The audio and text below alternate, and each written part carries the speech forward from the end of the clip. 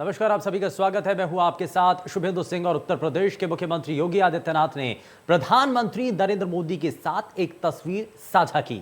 इस तस्वीर में प्रधानमंत्री नरेंद्र मोदी सीएम योगी आदित्यनाथ के कंधे पर हाथ रखे नजर आ रहे हैं।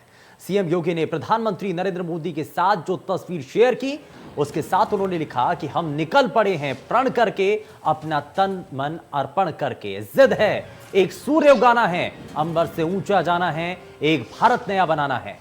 यह सिर्फ तस्वीर नहीं बल्कि आगे की रणनीति है। प्रधानमंत्री को अब यह कहने की जरूरत नहीं कि उत्तर प्रदेश के चुनाव का चेहरा कौन होगा। इसके साथ ही यह भी साफ हो चुका है कि अगले चुनाव में एक बार फिर मोदी योगी की जोड़ी सबके सामने होगी। यह तस्वीर सिर्फ उत्तर प्रदेश के चुनाव में 2022 के मुख्यमंत्री के चेहरे को ही नहीं दिखाती, बल्कि योगी और मोदी की केमिस्ट्री को भी सामने रखती है। प्रधानमंत्री मोदी का विश्वास मुख्यमंत्री योगी के तौर पर आदित्यनाथ पर पूरा भरोसा जो दर्शाता है, वो यहां पर नजर आता है।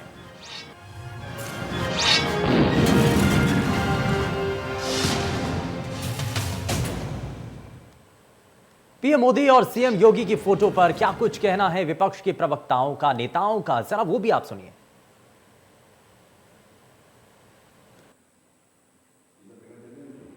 2 दिवसीय उत्तर प्रदेश और लखनऊ के प्रधानमंत्री दौरे के बाद उन्होंने जब समाजवादी काम देखा तो उत्तर प्रदेश के मुख्यमंत्री को बता रहे हैं कि देखो अब तुमसे ना हो पाएगा, आएंगे तो अखिलेश ही। आप निकल पड़े हैं या आपको निकाला जा रहा है योगी जी, ये तो भाजपा और नरेंद्र मोदी जी और समय ही बताएगा। सच ये है कि उत्तर प्रदेश की जो हालत आपने कर दी है, उसमें तो ऐसा लगता है कि आपको निकाला ही जा रहा है, जनता ही निकाल देगी। बेरोजगारी उच्चतम दर पर है, किसानों की समस्याएं उच्चतम दर पर है, थार की मार से किसान मारा जा रहा है, महिलाओं का अपमान उच्चतम दर पर है, महिलाओं के प्रति अपराध उच्चतम दर पर है। तो जनता क्या फैसला लेगी? निकालने का ही फैसला लेगी। अब कोई कुछ भी कह ले, जनता अपना मन बना चुकी है, वोट की चोट भाजपा को देगी। तस्वीर के कई संकेत हैं और संकेत ये भी हैं, क्योंकि ये आप ट्वीट भी देख रहे हैं मुख्यमंत्री योगी आदित्यनाथ का। बहुत इससे पहले तक लगातार विपक्षी खेमे के कई नेताओं की तरफ से निशाना साधा जाता रहा। ये कहा जाता रहा प्रधानमंत्री नरेंद्र मोदी और मुख्यमंत्री योगी आदित्यनाथ के बीच में दूरियां काफ़ी ज़्यादा हैं, लेकिन इन दूरियों को नज़दीकियों में कैसे बदला गया, ज़रा आप इन तस्वीरों के देख करके समझ सकते हैं।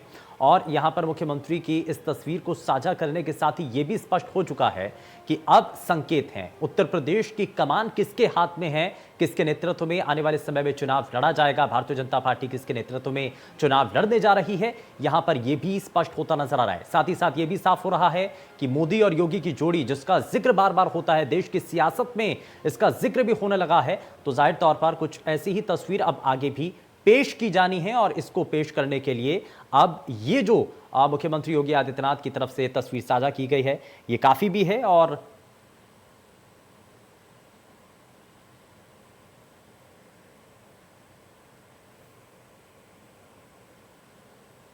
चलिए इन सभी चीजों को जरा समझ लेते हैं। इस तस्वीर के मायने क्या हैं और क्या इस तस्वीर के पीछे की तासीर है, जरा समझते हैं। हमारे साथ कुछ खास मेहमान कार्यक्रम में जुड़ चुके हैं, जरा सबसे पहले आपको उनसे मिलवा देते हैं। भारतीय जनता पार्टी से प्रवक्ता राघवेंद्र सिंह कार्यक्रम में जुड़ चुके हैं। राघवेंद्र जी बहुत स्वागत है। आम आदमी पार्टी से प्रवक्ता अनुरुद्ध प्रताप सिंह कार्यक्रम में जुड़ चुके हैं। अनुरुद्ध जी बहुत स्वागत है। और समाजवादी पार्टी से नेता सुनील सिंह हमारे साथ कार्यक्रम में जुड़ चुके हैं। सुनील सिंह जी बहुत स्वागत है आपका कार्यक्रम में। लेकिन शुरुआत राघवेंद्र सिंह, इस तस्वीर के मायने क्या है?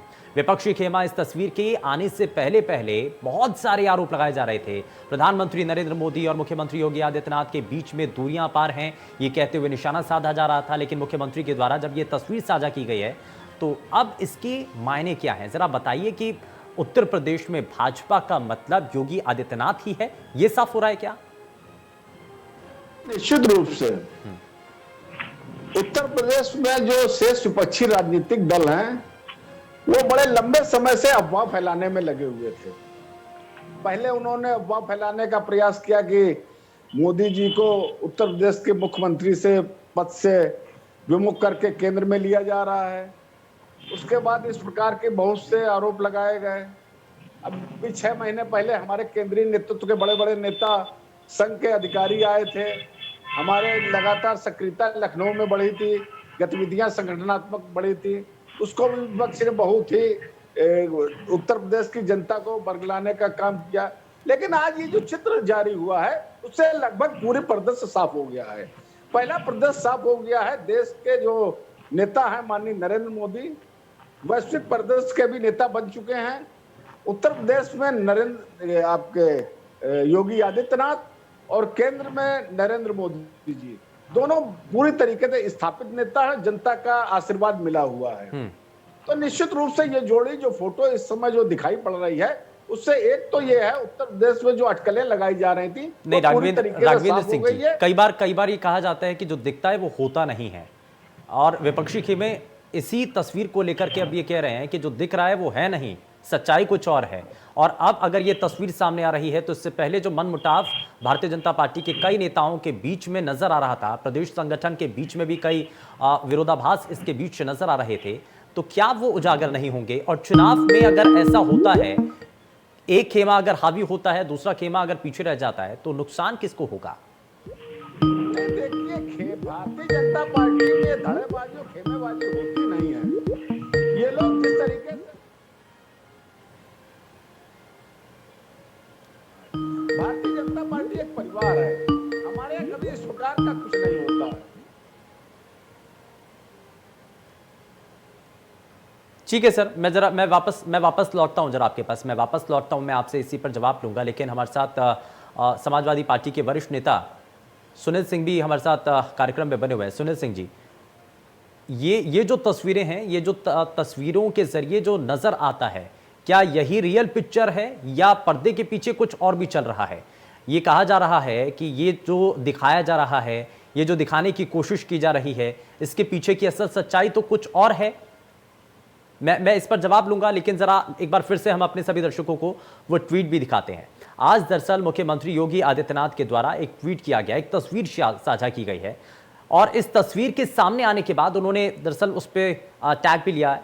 उन्होंने कहा कि हम निकल पड़े हैं एक प्रण के साथ, अंबर से ऊंचा जाना है, और साथ ही साथ इस टैग को लेकर के यहाँ ये दिखाने की कोशिश की जा रही है कि एक नया भारत बनाना है। क्या वाकई में उस नए भारत की परिकल्पना को साकार करने के लिए जो दो बड़े नेताओं का जिक्र हो रहा है, देश के अंदर प्रधानमंत्री नरेंद्र मोदी का, उत्तर प्रदेश के अंदर योगी आदित्यनाथ का, क्या योगी आदित्यनाथ की छवि इतनी काबिल है कि अब एक बार फिर से इसी चेहरे के आधार पर उत्तर प्रदेश के अंदर भारतीय जनता पार्टी चुनाव लड़ने जा रही है? तो ये अपने आप पे बड़ी चीजें हैं, लेकिन इसको लेकर के सवाल तो ये भी बन रहा है, क्या बाकी जो और वरिष्ठ नेता हैं भारतीय जनता पार्टी के, एक लंबे समय से संगठन को मजबूती दिलाए हुए वो लगातार नेता काम कर रहे थे, क्या उनको इससे ऐतराज नहीं होगा? मैं जरा जल्दी से रुक कर लेता हूं सुनील सिंह जी का। सुनील सिंह जी, मेरा सवाल यही है कि क्या वाकई में ये जो दिख रहा है वही सच्चाई है या इसके पीछे कुछ और आपको नजर आता है? 15 तारीख को एक और तस्वीर वायरल हुई थी। हम चाहेंगे इस तस्वीर की अगर चर्चा हो तो उस तस्वीर की भी चर्चा हो जानी चाहिए। 15 तारीख को पूरे देश ने देखा था जिस तरह भारत के प्रधानमंत्री नरेंद्र मोदी जी के गाड़ी के पीछे उत्तर प्रदेश के मुख्यमंत्री और गोरक्ष पीठ के पीठाधीश्वर दौड़ रहे थे, दौड़ लगा रहे थे। वो भी एक फोटो वायरल हुआ था, शायद आप लोगों के पास भी पहुंचा होगा। दूसरा फोटो आज वायरल हुआ है। इससे पहले आज जो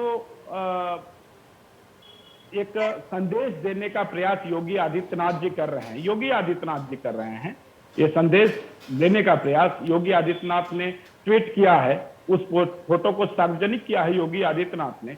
क्योंकि आप अरविंद एके शर्मा जी के प्रकरण को उठा लीजिए, क्योंकि ये भारतीय जनता पार्टी का अंदरूनी मामला है, लेकिन अब चर्चा जब शुरू हुई है तो कहना ही पड़ेगा। एके शर्मा जब दिल्ली से बीआरएस लेकर के लखनऊ आते हैं तो एक भूचाल मच जाता है उत्तर प्रदेश की राजनीति में कि अब लगता है कि उत्तर प्रदेश में कुछ आमूल चूल परिवर्तन। वो ऐसे समय में आते हैं एके शर्मा जब उत्तर प्रदेश तहस नहस की स्थिति में था, उत्तर प्रदेश की कानून व्यवस्था पूरी तरह से जीर्ण छिड़ हो गई थी, हाथरस की घटना थी, किसानों का आंदोलन चरम सीमा पे था। ऐसे समय में एके शर्मा की एंट्री होती है और वो प्रधानमंत्री के कैबिनेट के सबसे खास व्यक्ति माने जाते हैं, पीएमओ के, पूरा देश जानता है। तो उनकी जब एंट्री होती है तो उनको ऐसा लगता है कि उनको डिप्टी सीएम बनाया जाएगा, बहुत बड़ा पद दे दिया जाएगा, मुख्यमंत्री तो खाली बस एक रबर स्टैंप बन करके रह जाएंगे, सारा पावर AK शर्मा को दे दिया जाएगा।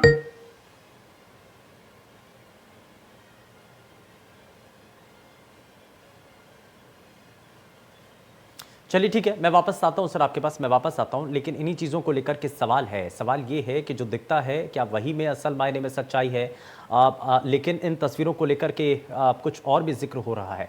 जिक्र तो ये भी हो रहा है कि आने वाले विधानसभा चुनावों में किसानों का जो मुद्दा बहुत तेज़ी के साथ उठ रहा था, उसको अब बैलेंस करने के लिए भी एक नई छवि प्रोजेक्ट की जा रही है।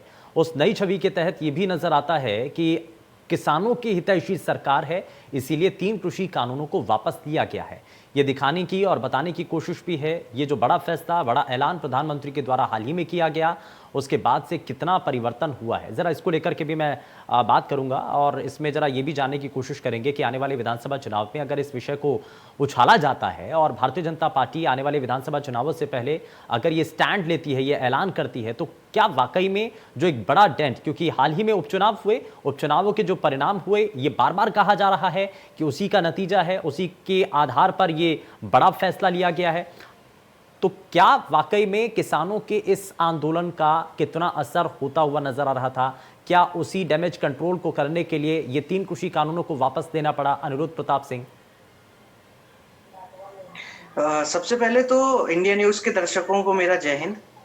और देखिए भाई, आज की ये जो तस्वीर वायरल हो रही है योगी जी, मोदी जी की, तो इस तस्वीर को देखते हुए मैं कहना चाहूंगा कि जनता का मन है कि अब बीजेपी को भगाना है, इनके जुमलों में अब दोबारा नहीं आना है और इस जय बीरू की जोड़ी को बाहर का रास्ता दिखाना है। देखिए, आपने सही बोला कि जनता जानती है कि बीजेपी को हराइए और इन्होंने जो भी मनमाने तरीके से फैसले लिए हैं, ये खुद ब खुद वापस ले लेंगे। आज देखिए कि आज 700 से ऊपर किसानों की आत्महत्या हो, 700 से ऊपर किसानों की शहादत हो गई। आज 700 से ऊपर किसान जब मर गए, तब योगी जी और मोदी जी को याद आया कि अब जो है कृषि कानून हमें वापस ले लेने चाहिए। और किस निर्लज्जता से आकर ये देश के सामने बड़ी बड़ी बातें कर रहे थे कि मेरे तप में कमी रह गई और जप में कमी रह गई। मैं पूछना चाहूंगा कि जब आपको पता था कि आपके कृषि कानून में कमियां हैं, तो आप पहले ही मान जाते। आज 700 किसानों की जान लेने के बाद आप क्या साबित करना चाहते हैं? दूसरी बात, ये जो इन्होंने पब्लिक रिलेशन के लिए जो स्टंट चला है, ये फोटोबाजी वाला, इसको जनता बहुत अच्छे से समझती है।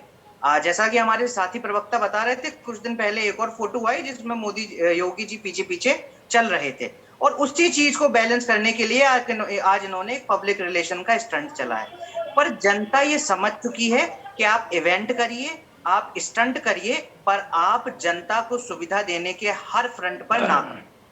आपने जनता को अपनी गाड़ियों से कुचलवाया है। आपने जनता को 2 फीट के नल से 5 फीट के व्यक्ति को आत्महत्या करने के लिए मजबूर किया है। आपने जनता की हर एक जगह पर उनको नाकाम किया है। जनता को हर एक जगह पर निराश किया है, चाहे वो मामला शिक्षा मित्रों का हो, चाहे वो मामला स्टूडेंट का हो, चाहे वो मामला रोजगार का हो। आज जनता समझ चुकी है कि आप अपनी फोटोबाजी एक तरफ रखिए और जनता के मुद्दों पर बात करिए।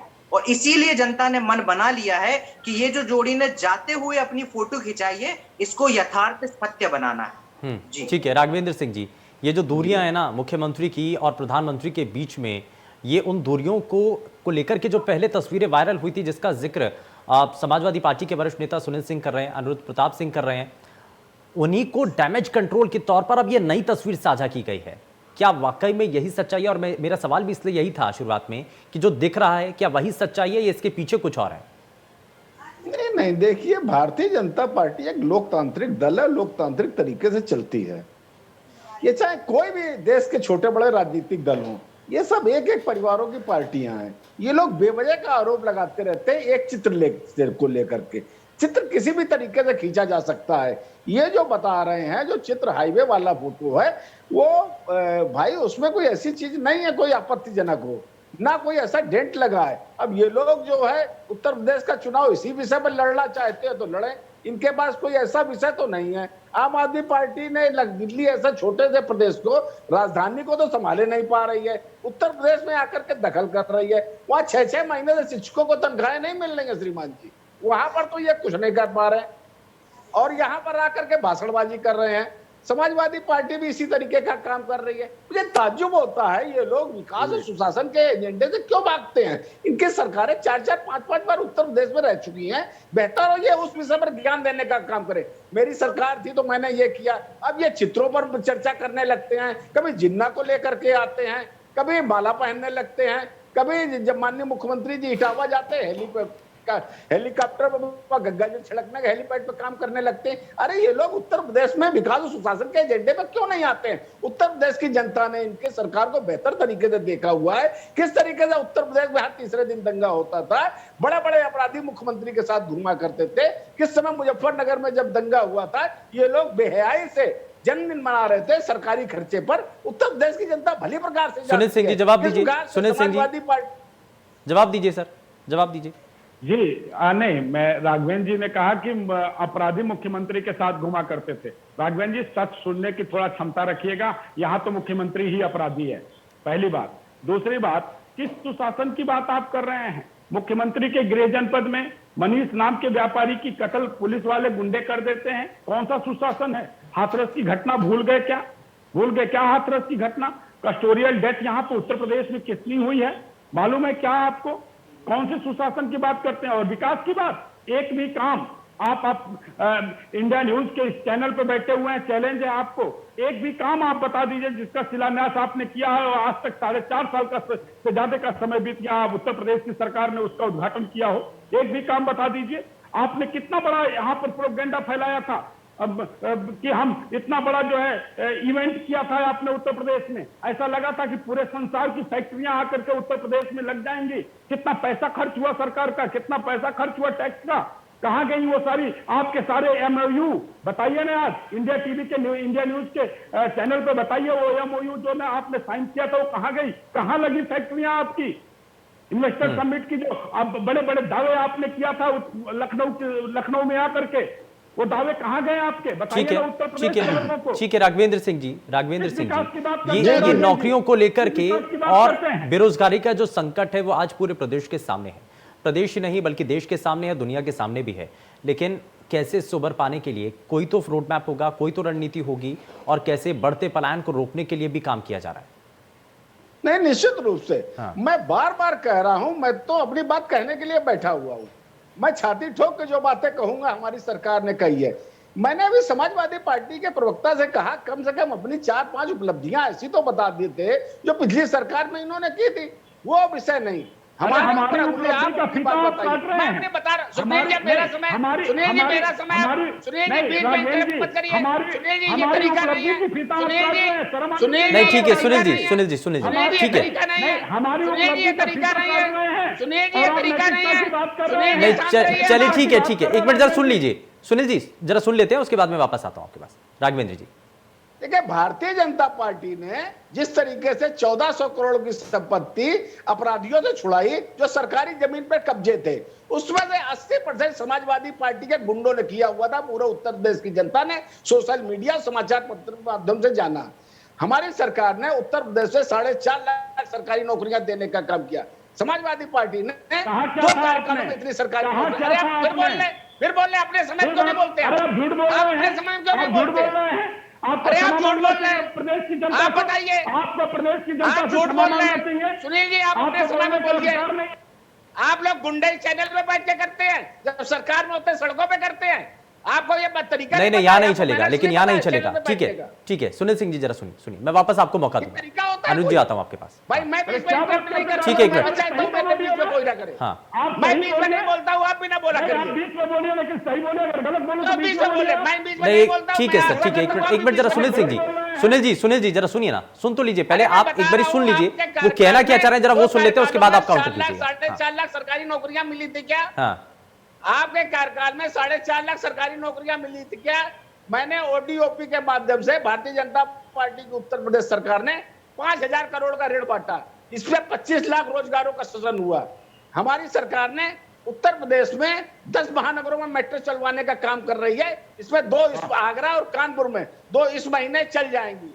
इसी तरीके से हम लोग 15 एयरपोर्ट बनवा रहे हैं, 5 इंटरनेशनल एयरपोर्ट बनवा रहे हैं, जिसका काम 80% पूरा हो चुका है। एक बात मैं और कहना चाहता हूं, आजादी से लेकर अभी तक उत्तर प्रदेश में मात्र 17 सरकारी मेडिकल कॉलेज थे। श्रीमान जी कान खोल कर सुन लीजिए, उसमें कांग्रेस की सरकार, समाजवादी पार्टी, बहुजन समाज पार्टी, सबकी सरकारें शामिल है। भारतीय जनता पार्टी ने सरकार ने 32 मेडिकल कॉलेज उत्तर प्रदेश में बनवाने का काम किया है। इसे बड़े पैमाने पर शुरू भी हो चुके हैं और पीपी मॉडल से हर जिले में एक सरकारी एक मेडिकल कॉलेज बनवाने का भी हम लोगों ने प्रावधान किया हुआ है। ठीक है, इसी प्रकार से जी ठीक है मैं सर, ठीक है, लंबी बता सकता हूँ। हाँ, नहीं ठीक है, कम से कम 25 ठीक है, बस खाली ठीक है, मैं फेरिस्ती तो है भाजपा के पास। सुनील सिंह जी जवाब दीजिए। अनिरुद्ध जी उसके बाद मैं आपके पास आता हूँ। सुनील सिंह जी नहीं, आप जवाब इनके दीजिए। ये अंतर तो दिखा दिया ना, ये अंतर दिखा दिया। उन्होंने कहा कि पिछली सरकार में क्या हुआ, आपने नहीं बताया। उन्होंने आपने कहा कि आज की सरकार में क्या हुआ, उन्होंने ये गिनवा दिया है। तो अब जरा जवाब दीजिए। नहीं ठीक है, नहीं राघवेंद्र जी एक मिनट, मैं वापस लौटता हूँ आपके पास। सुनील सिंह जी अब जवाब दीजिए, उसके बाद में अनिरुद्ध जी आपके पास आता हूं।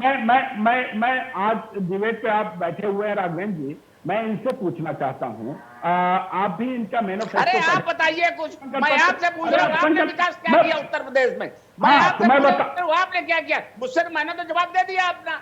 अब आप बताइए विकास का एजेंडा क्या है? आपने पिछले 5 सालों में क्या किया? मैंने तो विपरीत परिस्थितियों में काम किया। 3.5 साल मुझे मिले काम करने में, मैंने काम करके दिखाया। अब आप बताइए क्या किया आपने? अब आप सुनील सिंह जी, ठीक है सर, ठीक है। राघवेंद्र जी महाराज आप सुने, जिस एयरपोर्ट का आपके माननीय प्रधानमंत्री जी और मुख्यमंत्री जी कुशीनगर में फीता काट करके आए हैं ना, राघवेंद्र जी थोड़ी अपनी जानकारी दुरुस्त कर लीजिएगा, यहाँ से जा करके पढ़ लीजिएगा या अपने वरिष्ठ प्रवक्ताओं से तैयारी करके बैठा करिए। इस तरीके से बातें किया करिए।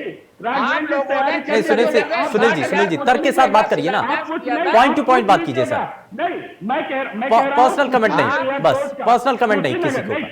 कुशीनगर एयरपोर्ट का जिसका फीता काटा है हिंदुस्तान के प्रधानमंत्री और उत्तर प्रदेश के मुख्यमंत्री ने, उसका शिलान्यास और पैसा अवमुक्त और उसका सारा श्रेय समाजवादी पार्टी की सरकार को जाता है। जो इस समाजवादी एक्सप्रेस वे का 15 तारीख को जाकर के जश्न मनाया है ना राघवेंद्र जी आपकी पार्टी ने, वो आप बताने की कोशिश मत करिए। उत्तर प्रदेश की जनता भली प्रकार जानती है, समाजवादी पार्टी को जाता है। उत्तर प्रदेश की जनता भली प्रकार जानती है किसने उद्घाटन किया, किसने विमोचन किया।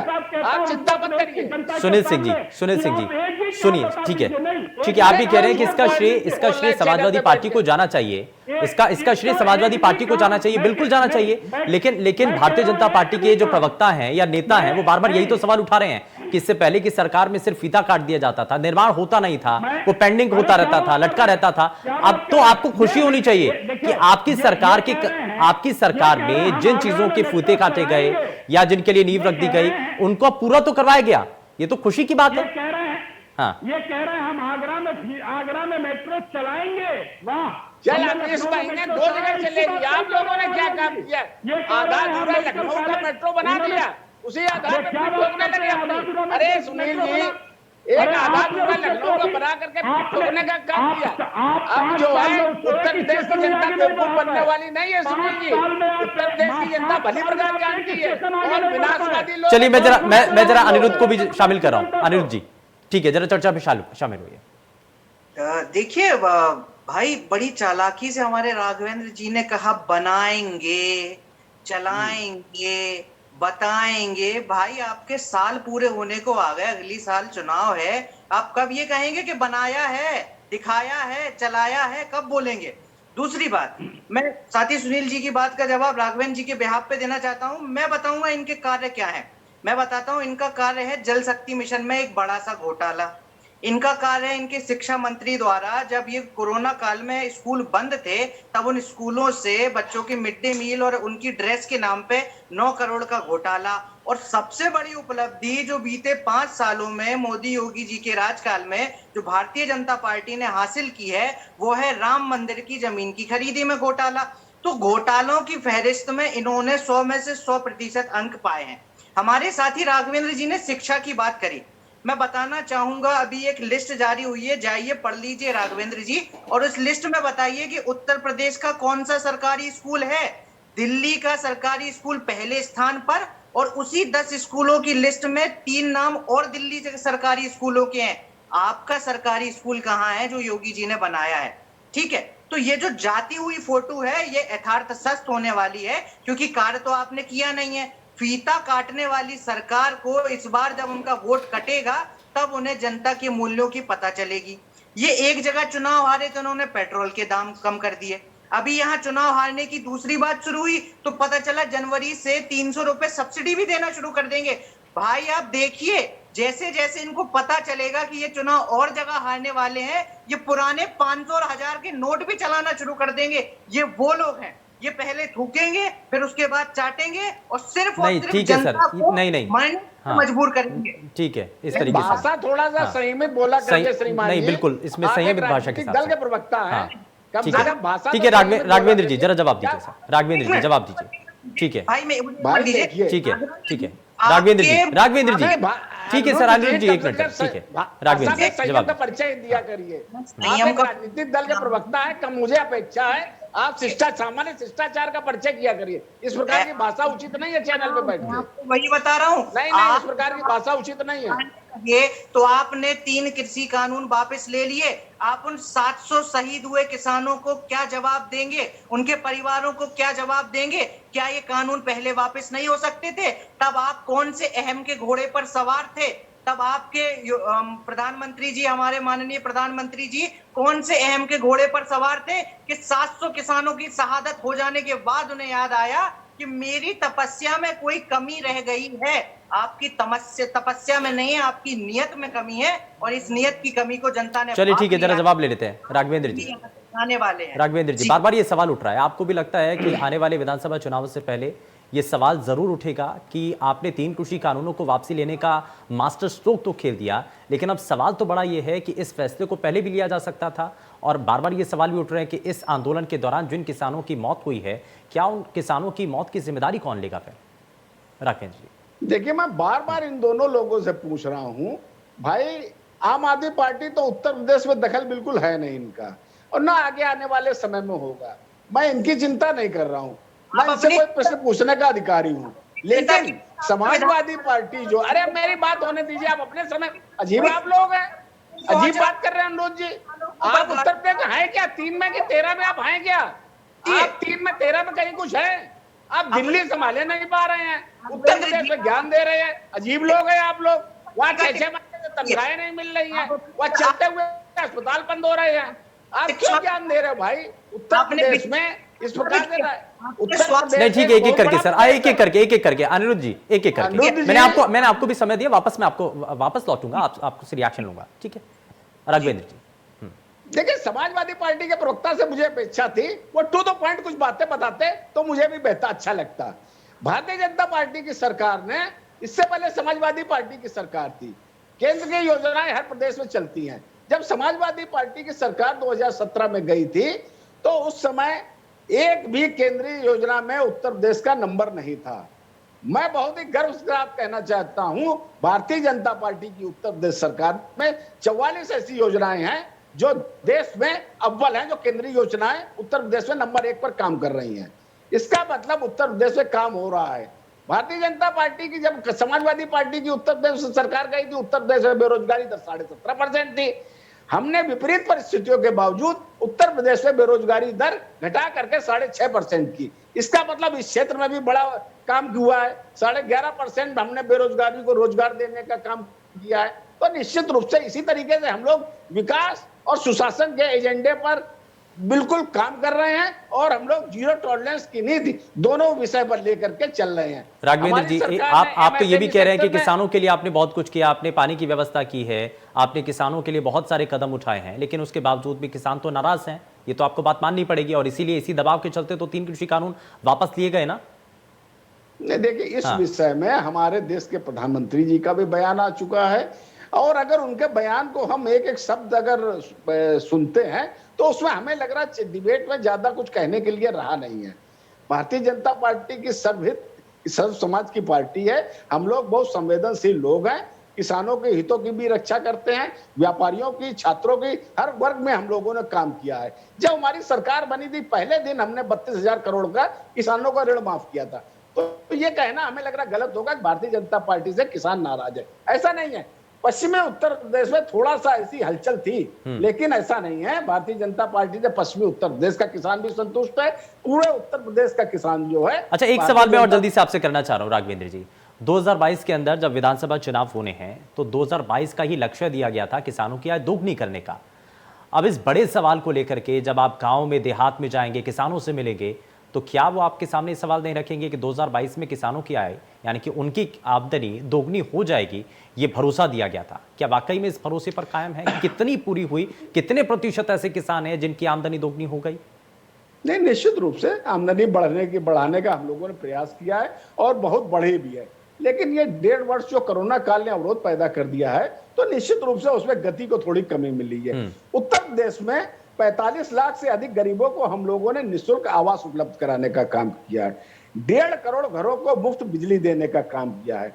7 करोड़ लोगों को 5 लाख तक का मुफ्त बीमा, जिसमें व्यक्ति जो गरीब व्यक्ति है, किसान जो है, अस्पताल जाएगा उसको 1 पैसा भी नहीं देना है, उसको मुफ्त बीमा मैंने किया, हम लोगों ने किया, जिसमें उनको मुफ्त इलाज होगा। इसी तरीके से करोड़ों लोगों को मुफ्त शौचालय हम लोगों ने दिए, और जो है लगातार अन्न निःशुल्क गरीबों को अन्न का वितरण हम लोग करा रहे हैं। सुनील सिंह जी, भारतीय जनता पार्टी के प्रवक्ता राघवेंद्र सिंह ये कह रहे हैं कि हमने जो आमदनी है ना किसानों की वो बढ़ाई है।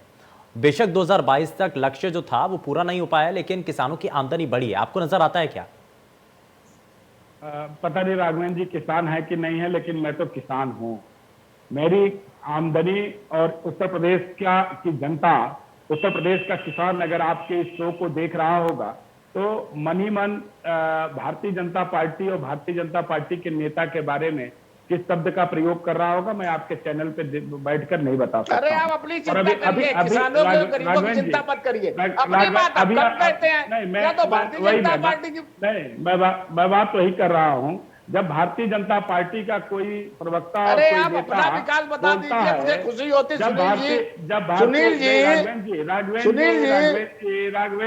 राघवेंद्र जी, जब आपकी बारी थी तो मैं चुपचाप सुन रहा था। मेरी बारी में आप बिल्कुल राघवेंद्र जी, जब भारतीय जनता पार्टी का कोई नेता कहता है कि हम बेरोजगारों के हितैषी हैं, किसानों के हितैषी हैं, तो ऐसा लगता है कोई आदमखोर भेड़िया अहिंसा की पाठ पढ़ा रही है।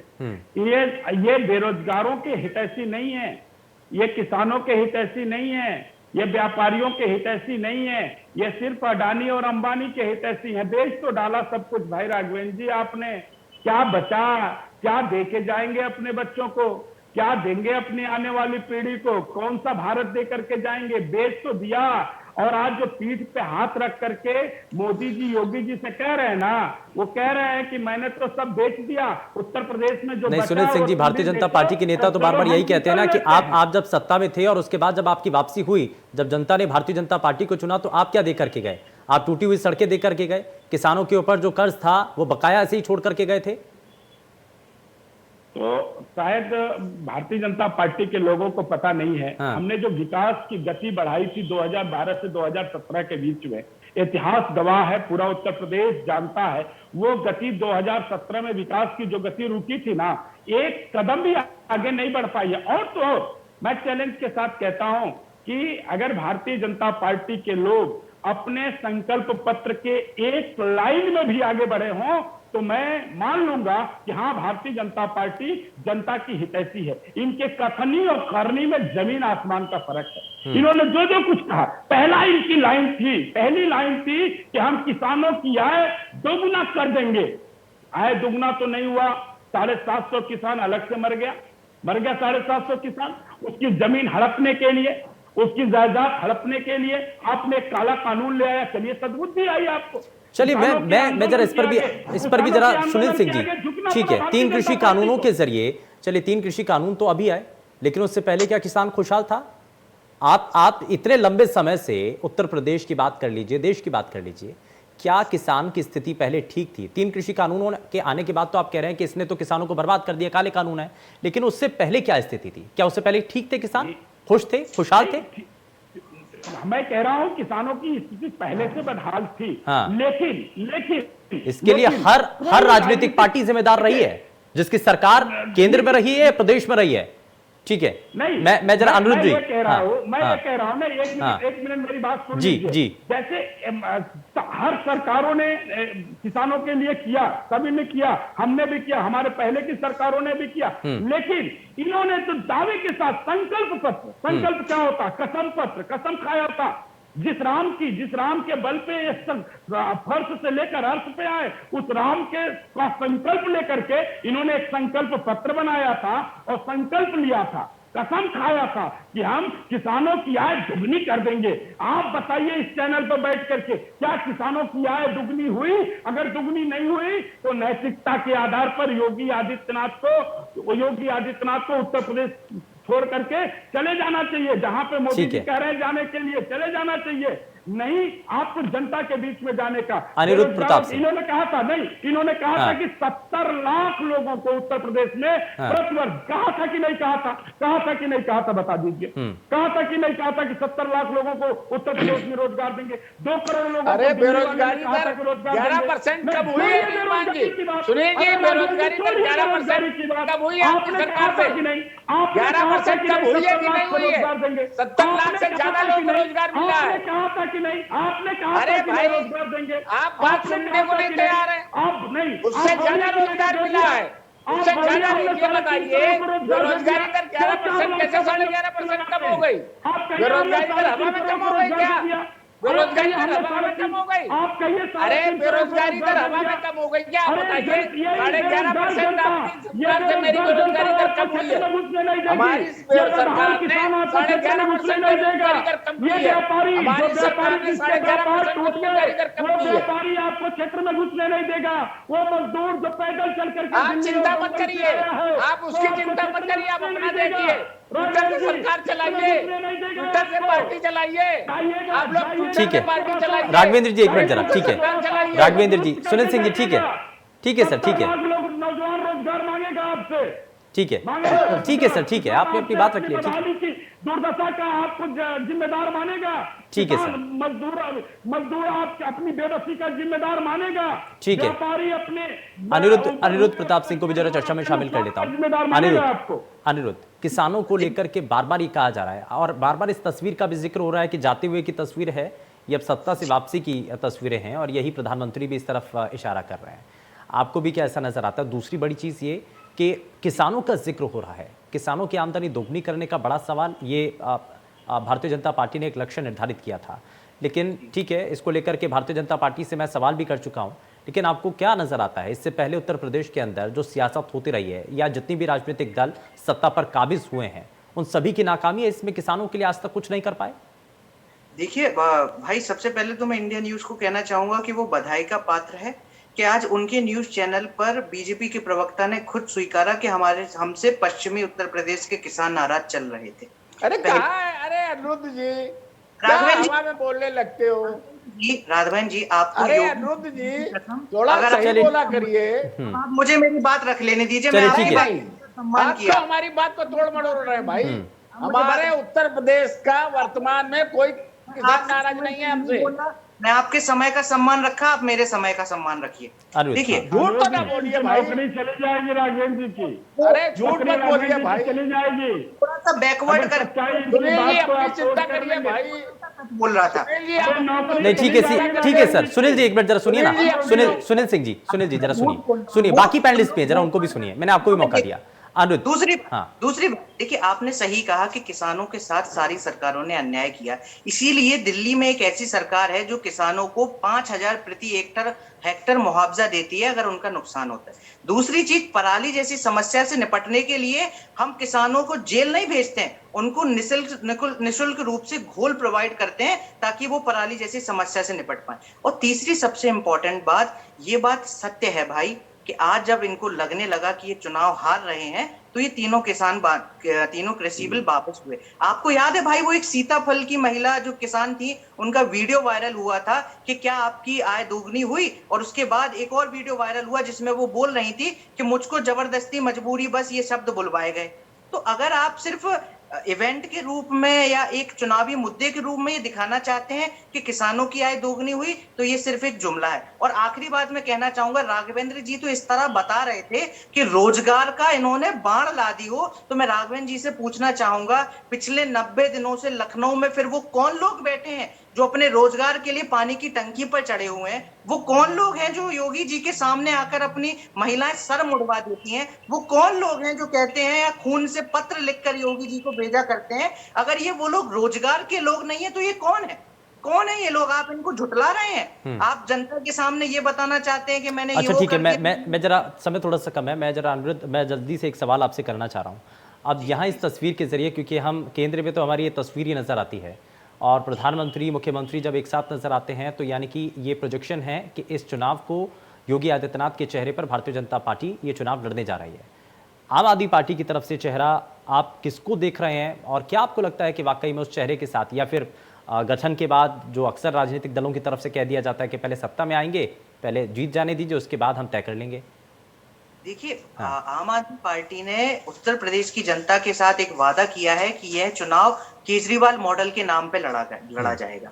ठीक है, चेहरा कौन होगा ये शीर्ष नेतृत्व जो है डिसाइड करेगा। पर मैं सिर्फ ये कहना चाहता हूं कि आम आदमी पार्टी सिर्फ और सिर्फ मुद्दों की राजनीति करती है। उसके लिए कोई भी जनता को शोषित करने वाला विषय कभी राजनीति का विषय नहीं रहा है। सिर्फ जनता की मूलभूत सुविधाएं ही उसके लिए राजनीति का विषय रहा है और उन्होंने हर जगह पर अपने आप को साबित किया है। इसीलिए हमने तीसरी बार दिल्ली में सरकार बनाई है और इस बार उत्तर प्रदेश की जनता। राघवेंद्र सिंह, इससे पहले कोई एक पर्टिकुलर कोई चेहरा नहीं था भारतीय जनता पार्टी का, सभी मिलजुल करके चुनाव लड़ रहे थे, लेकिन सत्ता में आने के बाद योगी आदित्यनाथ का चेहरा प्रोजेक्ट किया गया, उनको मुख्यमंत्री बनाया गया। इस बार उनके चेहरे के आधार पर ही चुनाव लड़ने जा रहे हैं। आपको लगता है कि पहले के मुकाबले ज्यादा जो वोट परसेंटेज है वो भारतीय जनता पार्टी को मिलेगा, ज्यादा सीटें मिलेंगी, या कुछ इसमें आप क्या देख रहे हैं, क्या नजर आता है आपको? नहीं, भारतीय जनता पार्टी की विश्वसनीयता बढ़ी है। हमारी केंद्र की विश्वसनीयता भी बढ़ी है, उत्तर प्रदेश सरकार में विश्वसनीयता बढ़ी है। हम भी अगले वर्ष जो उत्तर प्रदेश में चुनाव होने जा रहा है, हम अपने काम के आधार पर और सुशासन के आधार पर जो उत्तर प्रदेश में उपलब्धियां मिल रही है उस आधार पर हम चुनाव लड़ने जा रहे हैं। हमें बहुत अप्रत्याशित जीत मिलने जा रही है। चलिए ठीक है, बहुत शुक्रिया सर, बहुत शुक्रिया, आपने अपना कीमती समय दिया है। राघवेंद्र जी बहुत शुक्रिया, सुनील जी और अनुरुद्ध प्रताप सिंह आपका भी बहुत शुक्रिया कार्यक्रम में शामिल होने के लिए। लेकिन बड़ा सवाल यही है कि इस तस्वीर की तासीर क्या है जो इस वक्त नजर आता है कि प्रधानमंत्री योगी आदित्यनाथ को प्रोजेक्ट भी कर रहे हैं और उत्तर प्रदेश में क्या योगी आदित्यनाथ के चेहरे पर भारतीय जनता पार्टी को एक बार फिर से सफलता मिलती है, सत्ता की सीढ़ी पर आगे बढ़ते हुए एक बार फिर से वो काबिज होते हैं सत्ता पर? ये फिलहाल देखने वाली चीजें हैं। पेशकश में फिलहाल के लिए बस उतना ही। नमस्कार।